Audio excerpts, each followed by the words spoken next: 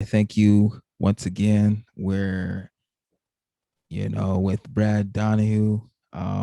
We're here in Las Vegas, or we're going to Las Vegas today, and ready to talk about some mental health, sports performance, and family therapy as well. And uh, he's a really good friend, mentor as well, and ready to talk some good talk today. But how you doing today? Fantastic, doing really good, and Yeah. yeah, I'm just excited to be able to talk with you. I appreciate you inviting me on. It's great to talk with you, and maybe get a chance to hear some of the things that you say are important at this time with regards to mental health with sport. Yes, yes. Yeah, just tell the people who you are, if they don't know you or don't live in Vegas. Yeah, absolutely. So I'm a distinguished professor at UNLV and also the director of the Optimum Performance Program in sports. And we're starting to expand that to the Optimum Performance Program in other areas like education with like school age kids. We're doing it with um, military applications and entertainers. So I've worked with Cirque du Soleil, um, down here in Las Vegas, implementing some of the optimization programs that we've developed at UNLV. I'm also working with some professional or elite, athletes, Olympians, and trying some of those optimization approaches with them. And I think, I think it's a really, um, you know, there's a lot of people that are focusing on optimization. We use it as our actual model, and and I think it's the new way to go, because when you start to focus on mental health, I think it's a very stigmatizing thing, because historically that would mean that you have some kind of problem, and when you go to see a traditional mental health provider, then generally speaking, that almost by definition means that you got a problem, and then you're going to be speaking about pathology or eliminating problems and things like that. And I think people are sick of that. I don't think people want any part of that anymore. I think that they want to talk about, well, wherever I'm at on that scale from non-optimal to optimal, that's going to change. It's going to be dynamic. From day to day or week to week, it's changing.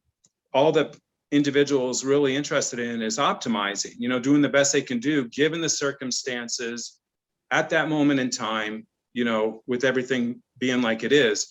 And, we also look at it like goals. If someone doesn't get like a SMART goal, specific and measurable, et cetera, they take so much time to develop those goals, and they're important to monitor things. But the problem with them is that, you can have a fight with the spouse or something, or an argument, and then, that could change your whole perspective of things for that next week or day. And, it might mean that you have to adjust things. And so we just talk about it in terms of domains, like areas that we're gonna accomplish, like optimal sport performance, optimal school performance, optimal work performance, and then talk about the specifics about how that individual, given the particular day, is moving in that direction. And in doing it that way, goals are never missed. It's just that you reallocate on a given moment to another goal. And in Yeah. that way, there's no pressure to it. You're focusing on the process, as David, like focus on that process and not the outcomes. Yeah. Okay. Cool. Cool. So what got you into psychology to start off? Well, Were I were you, boxed. were I you like, boxed. yeah? Were you like curious about things as a kid, or like? I was a competitive athlete in general, particularly in boxing. So I spent some time at the Olympic training centers in Lake Placid and Colorado Springs, and they got mental health professionals there. And I never participated or had the opportunity to do that when I was an athlete, but I did participate in like relaxation groups and some basic things about how to breathe and stuff. and I saw the value in that.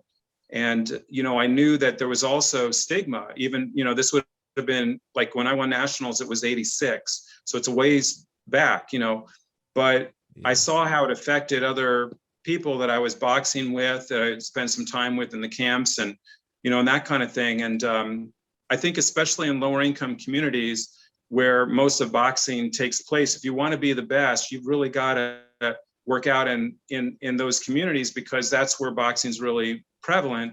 And so, the thing about them, is that they're going to have a lot of stressors, and stress is the number one predictor of mental health difficulties.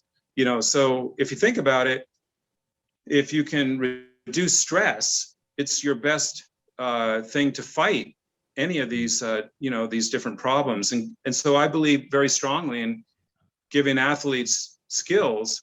They're going to help them to deal with stress, and I think that ultimately helps them to optimize. Okay. Cool. So the best way to deal with stress is, what Well, would you say?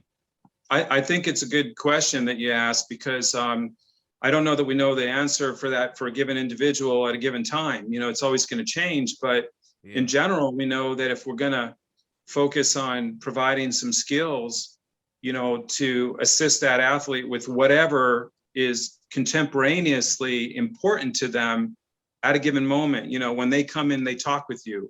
If you generally speaking know that the areas of their life that they're trying to enhance, relationships, sport, if they're an athlete, school or work, those are the big ones. And so all athletes have in common that those things are, if they're functioning well, they're usually going to compete very strongly, and so the key becomes really by narrowing it down to those things to start off with. We could then add things like, we could say optimum nutrition. We could add, being optimally a good citizen, doing good for others, having gratitude, for mindfulness and things like that.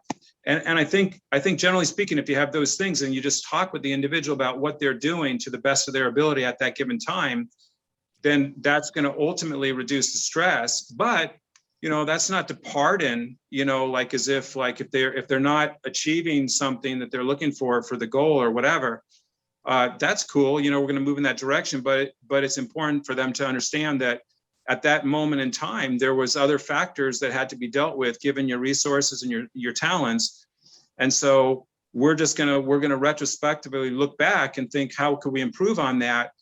But in doing so, we got to be satisfied with whatever happened at that moment, and in this way, we're striving to get better, to get more optimal always, but we're understanding that where we're at, we're not going to judge ourselves negatively. And I think that's the general approach of TOPS, the Optimum Performance Program in sports. And I think that's why it's being so sought out right now, by athletes, because, I think that they're frustrated with the pathologically driven approaches that are predominating our field.